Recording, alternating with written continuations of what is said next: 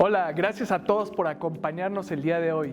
Espero que ustedes y sus seres queridos se encuentren bien tomando todas las precauciones necesarias. Sabemos que aún nos falta para regresar a la normalidad. Estamos muy contentos de compartir con ustedes este webinar que tenemos desarrollado para ustedes. Comercio marítimo, motor de la economía mundial y sus retos actuales. A nombre de PPG Comex les damos las gracias por participar. Me presento, soy Cristóbal Gómez, líder del segmento marino, Coding Inflow Expert de PPG Comex. El día de hoy abordaremos la importancia que ha sido el comercio marítimo y la relevancia que tomará en los siguientes años para el crecimiento de la economía mundial. Me es grato compartir este espacio con dos expertos en la materia del comercio marítimo, Alberto Zanella y Fernando Bustamante.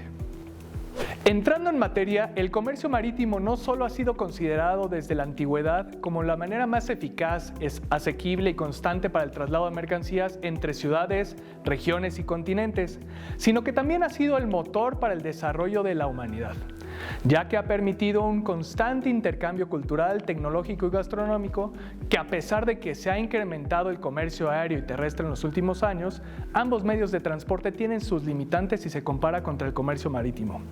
Las ventajas del transporte marítimo son, sin lugar a dudas, la gran capacidad y volumen de almacenaje que permiten los buques para transportar todo tipo de mercancías. En comparación con el transporte aéreo y terrestre, el marítimo es líder en capacidad de transportar. Por ejemplo, el Maersk Mc-Kinney Møller tiene una capacidad de carga de 18.270 TEUs. Cada TEU tiene una carga de 21.6 toneladas, dando como resultado 394.000 toneladas por viaje, mientras que la carga máxima de un avión Antonov 225 tiene capacidad de solo 250 toneladas y un alcance máximo de 4.000 kilómetros. En comparativa, un tren puede cargar entre 30 a 50 vagones con una carga promedio de 50 toneladas, dando como capacidad máxima 2.500 toneladas por viaje. Por último, un tráiler se queda muy por detrás, con una capacidad de únicamente 32 toneladas. Los doble articulados cuentan con un máximo de 66 toneladas. Los fletes y los costos son más competitivos, aun cuando se han presentado constantes incrementos en el costo del contenedor. Los precios siguen siendo mucho más competitivos con respecto a otros medios de transporte. Sin embargo, es un tema que hay que tener muy presente, ya que los incrementos, a pesar de que en muchos casos están justificados, el incremento desmedido de ello puede afectar notoriamente el costo de productos terminados, incrementando la inflación de ello y por consiguiente afectando tanto empresas e industrias como al consumidor final. Esto se ha derivado de dos factores principales. Uno, la falta de contenedores y la saturación de los puertos, lo cual nos refleja un gran área de oportunidad de trabajar proyectos a mediano y largo plazo de planificación, reordenamiento y maximización de eficiencia de la infraestructura existente. Otra ventaja es la seguridad y estabilidad en comparación al transporte aéreo, ya que no depende tanto de factores climatológicos, principalmente por la robustez, resistencia y seguridad que brindan los buques. Esto los hace un medio de transporte por lo general seguro. Claro que, como todo tipo de operaciones, los accidentes suceden, que generalmente se presentan como en los otros medios de transporte, derivado a una planeación deficiente, omisiones en condiciones de seguridad, exceso de maniobras o tiempos muy ajustados. Claro, como en todo proceso existe un riesgo y derivado del gran movimiento marítimo, la presión de llegar en tiempo y algunos descuidos se han presentado un mayor índice de accidentes. Otra ventaja es la versatilidad de transporte de una mayor variedad de productos y materiales y sustancias. Esta es una de las ventajas más resaltantes de este transporte en comparación a sus homónimos. En la carga aérea no están permitidos muchos de los productos químicos, ya que un movimiento excesivo por la turbulencia puede generar derrames y ocasionar un grave accidente. En el caso del transporte terrestre, está sujeto a bloqueos de las vías o vialidades y a un mayor nivel de inseguridad por robo. Por último, la gran cobertura que brinda este tipo de transporte es muy importante. Tomemos en cuenta que 3/4 partes de la Tierra está compuesta por agua. La capacidad de conexión con casi cualquier parte del mundo es incomparable. Pero claro, no todo puede ser perfecto. El transporte marítimo cuenta con dos principales desventajas en comparación al transporte aéreo y terrestre. Los trámites ligados al transporte de mercancías vía marítima son muy extensos y hasta cierto modo complicados. Esto debido a los procesos de importación y nacionalización, el tema aduanal y las revisiones a los contenedores. Algunos de ellos demoran hasta 270 días para poder dar de alta un producto para su ingreso portuario. Uno de los pendientes que se tienen no solo en México, sino a nivel regional, es la digitalización de procesos que puede ser un extraordinario aliado para acortar los tiempos en una gran medida de todos los trámites implicados en la cadena logística marítima. El segundo punto es que hay que tomar en cuenta que en ocasiones las largas distancias, aunado a que los barcos en general son un medio de transporte mucho más lento en comparación con los aviones o los camiones o inclusive el ferrocarril, aumentan los tiempos de entrega, lo cual exige una mejor planeación de la demanda. Por ejemplo, un contenedor procedente de Yakarta en Indonesia tiene que realizar en promedio 2 escalas para poder llegar al puerto de Manzanillo en un tiempo promedio de 30 a 45 días hábiles. Los retrasos pueden ser originados por saturación en puertos de carga, descarga o bien para que se dé la autorización de salida del buque. Todo ello se potencializa debido a que además de todo ello seguimos viviendo la emergencia sanitaria que nos ha dejado la pandemia. Actualmente los medios de transporte se han visto rebasados por esta constante y es por ello que surge esta necesidad de incrementar la infraestructura portuaria, ser más ágiles y eficientes, hacer uso de las tecnologías disponibles y sobre todo tejer redes de colaboración a nivel regional para disminuir brechas logísticas. Pero sin duda no ha sido tarea fácil. Alberto, ¿nos podrías brindar un panorama general del transporte marítimo y la situación en México y Latinoamérica? Claro que sí, Cristóbal, muchas gracias por la invitación.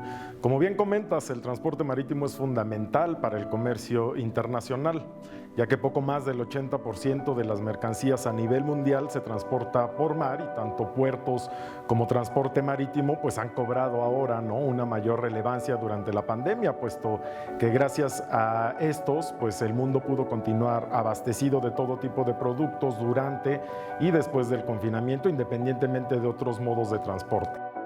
El comercio marítimo en 2019 tuvo un récord histórico de 11.945 millones de toneladas, bajando a 11.494 millones de toneladas en 2020, con una caída de 3.8%. El comercio en contenedores a nivel mundial, medido en estos famosos contenedores de 20 pies o TEUs, ya a principios de 2020 demostraba cifras negativas interanuales en comparación con 2019. Según la CEPAL, en 2020 con respecto a 2019, la caída es de menos 1% a nivel mundial y en América Latina el transporte medido en estos famosos TEUs cayó un 2.9% en comparación con 2019. En México, bueno, pues se operaron en 2020 un total de 6.4 millones de contenedores de 20 pies o estos famosos TEUs, pero esta cantidad fue un 9.1% inferior al movimiento registrado en el periodo de 2019, cuando se operaron 7.1 millones de contenedores. De igual manera, Alberto, ¿qué nos podrías comentar de esta escalada de precio por contenedor, la falta de los mismos contenedores y la saturación y cierre e inclusive de algunos puertos? Bueno, pues los puertos comenzaron a saturarse, los contenedores para poder cargar las mercancías ahora son escasos, así como los espacios en los buques. Las tarifas de flete se han encarecido, por darte una idea, Cristóbal, un 800% por lo menos en el corredor marítimo de Asia a Estados Unidos y México. De fletes que rondaban los $2.500 ahora promedian en $12.000. Este actual brote de coronavirus que aqueja a varias provincias en China, calificada por muchos como la fábrica del mundo, pues afectará aún más las actividades en los puertos de ese país, lo que va a tener un efecto pues de cadena, ¿no?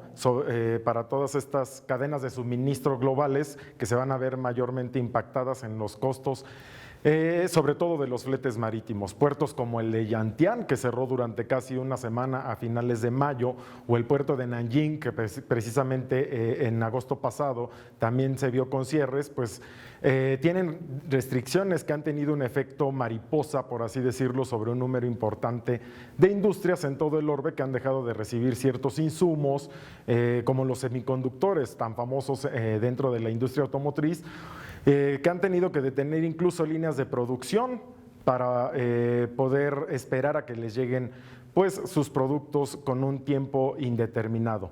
Ahora mismo puertos en México como Manzanillo y Ensenada, por donde se desarrolla el comercio con Asia, permanecen pues con altos niveles de saturación, al igual que el complejo portuario de Long Beach y Los Ángeles en Estados Unidos, donde hay barcos fondeados en espera de poder descargar en las terminales con niveles récord de contenedores, tanto los barcos como los puertos.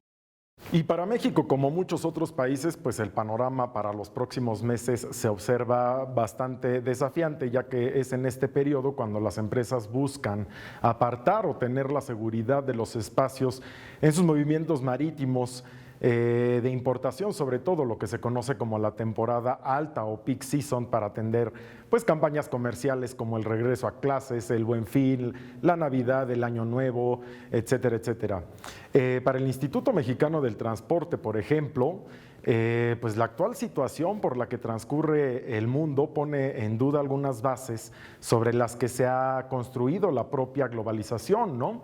Donde anteriormente se privilegiaba la construcción de cadenas de suministro más largas, buscando la eficiencia en costos y la facilitación comercial. Sin embargo, pues todo eso que se conocía anteriormente, incluyendo el transporte marítimo, pues está cambiando, generando costos altos, contribuimos a la inflación, la cadena de suministro cada vez es menos confiable, ¿no? Tenemos que analizar los datos de confiabilidad de los arribos de buques, por ejemplo, los portacontenedores a nivel global. Por poner un ejemplo, en el mes de junio hubo un 40% de confiabilidad en los arribos de los buques y en algunas zonas mucho más bajo, como el caso de Long Beach, que ya comentábamos que presenta una saturación, es del 18%, cuando en 2019 pues era del 80%. Por último, ¿podrías abordar de una manera sencilla el tema aduanal y del Port Community System?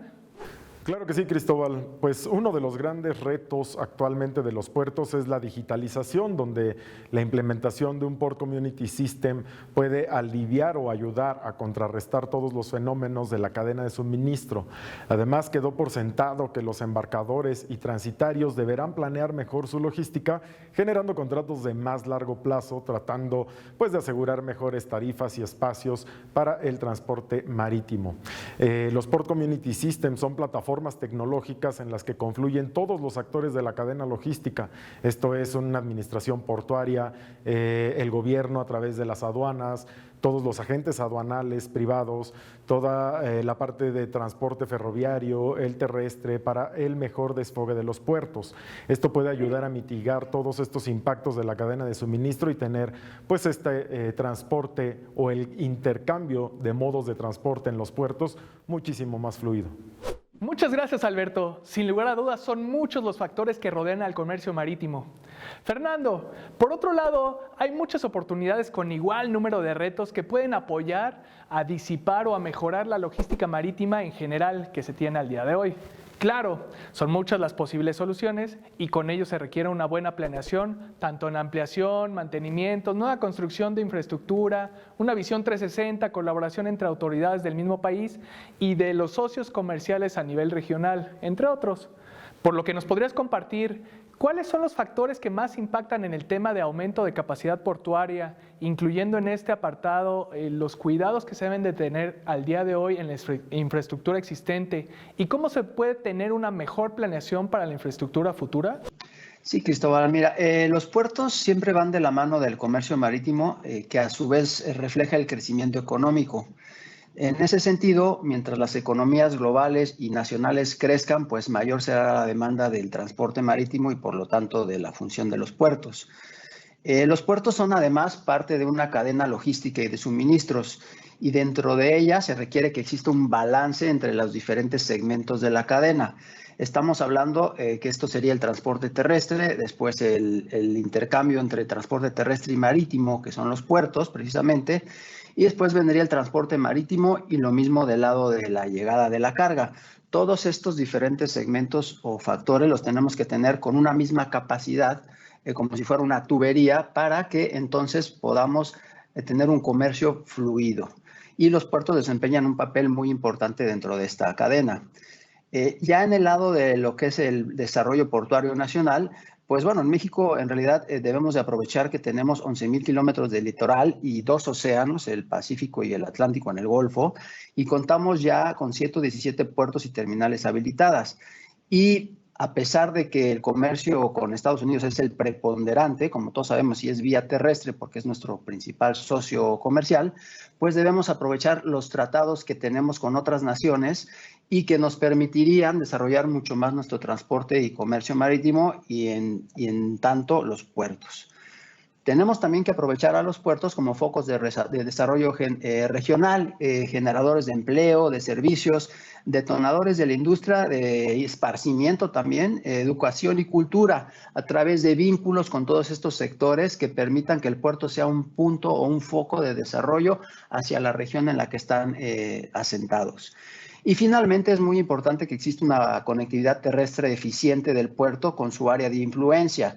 ¿A qué nos referimos? Pues por supuesto a lo que son caminos o autopistas y lo que es también el ferrocarril. De nada sirve tener una excelente instalación portuaria muy eficiente si después lo que va a ser el desalojo de tu puerto o la llegada vía terrestre pues es ineficiente o sufre bloqueos o no tiene la capacidad adecuada o las características adecuadas para transporte pesado, etcétera. Esa sería la respuesta a la pregunta que amablemente me hiciste. Gracias, Fernando. ¿Cómo podríamos llevar a cabo esta sinergia conjunta con una misma visión de desarrollo regional que mejore la conectividad entre puertos? Sí, mira, es muy importante que se considere en primer lugar cuál es la vocación del puerto, es decir, si es un puerto industrial, si es un puerto comercial y si es comercial es para contenedores, es para autos o puede incluso convivir diferentes tipos de vocaciones en el mismo puerto. Puerto petrolero también puede ser o para cruceros, etcétera. Ya que conoces todo este tema, puedes empezar a planear cuál es su función y cuál es la conectividad que requieres para servir de manera más eficiente tu área de influencia. Eso por un lado. Por otro lado, pues ya viene la conectividad del puerto hacia adentro, tierra adentro, que es la vía terrestre, y entre puertos, que es la vía marítima. Dentro de esa conectividad vía marítima tenemos diferentes niveles de servicios.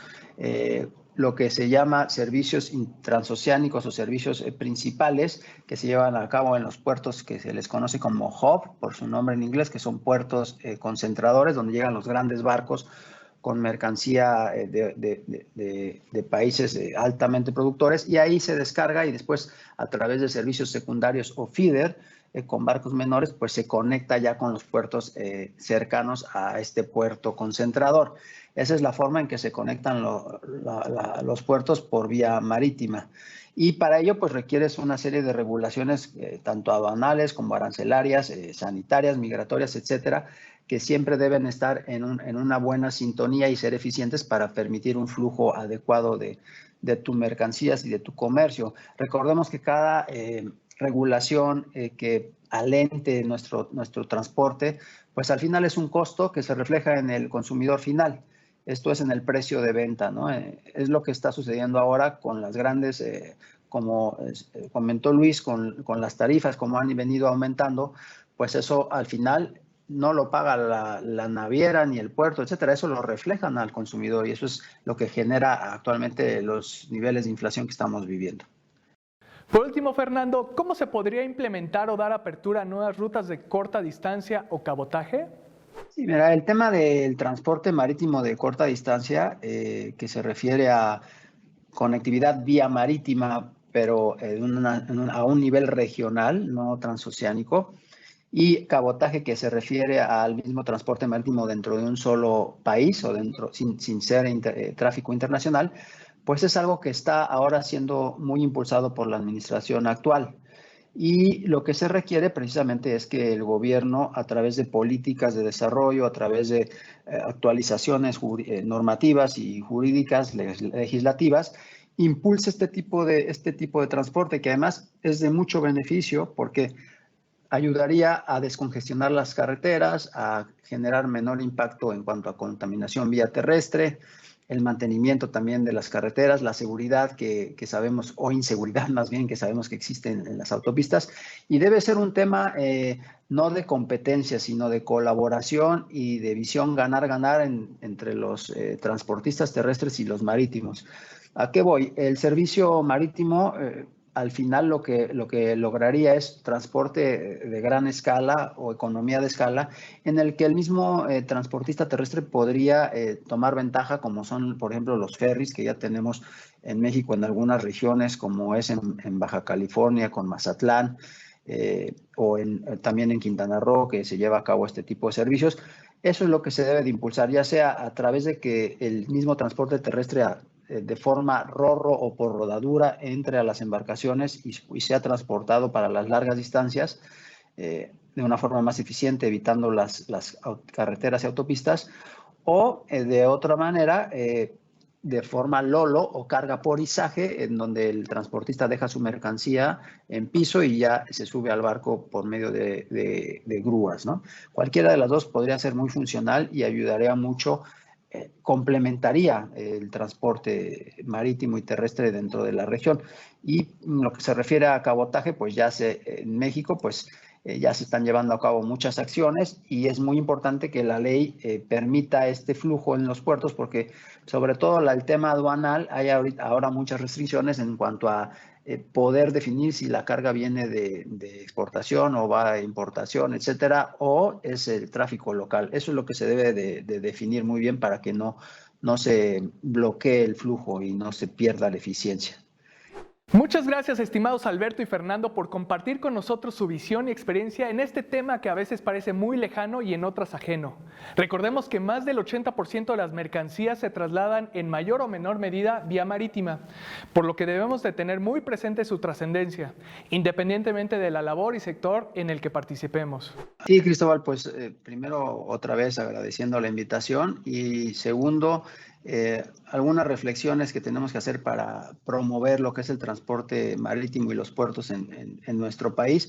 Pues aprovechar eso, ¿no? Aprovechar el potencial de México que tenemos para el desarrollo de sus puertos y costas, y que esto va a ser un factor que nos ayude a distribuir la riqueza y la actividad económica del centro hacia los litorales. Como todos podemos apreciar, pues el desarrollo en México es más en el altiplano, en la Ciudad de México, en las ciudades Guadalajara, ciudades que no tienen salida al mar. Entonces hay que esparcir esta riqueza hacia los litorales a través del desarrollo marítimo portuario y a través de la planeación integral y a largo plazo de la infraestructura y del transporte, vinculándolos con la industria y el desarrollo económico y social.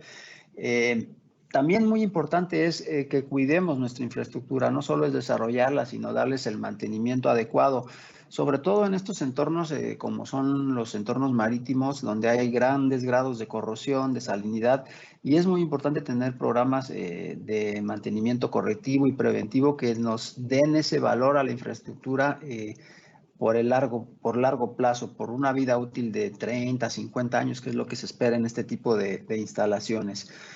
Sobre todo para inversiones públicas es siempre importante no dejar que se vengan abajo, ¿no? Y obviamente la visión sustentable, cuidar al ambiente, que nuestros desarrollos no lo afecten, más bien que lo apoyen, que lo ayuden. Y la visión preventiva, ¿no? Mantener los bienes, como decíamos, de la nación y el flujo comercial siempre funcional y en buen estado. Pues Cristóbal, muchas gracias a nombre de Alberto y mío, gracias a PPG por la invitación. Esperemos que este tipo de esfuerzos para promover el transporte marítimo continúen y que haya sido muy útil nuestras intervenciones. Me despido y les deseo mucha suerte. Gracias. En PPG compartimos la misma visión: ayudar a México a no solo proteger la infraestructura portuaria en pro de la sustentabilidad, calidad y garantías que ayuden a las autoridades e iniciativa privada a cuidar de una forma responsable y comprometida a los puertos.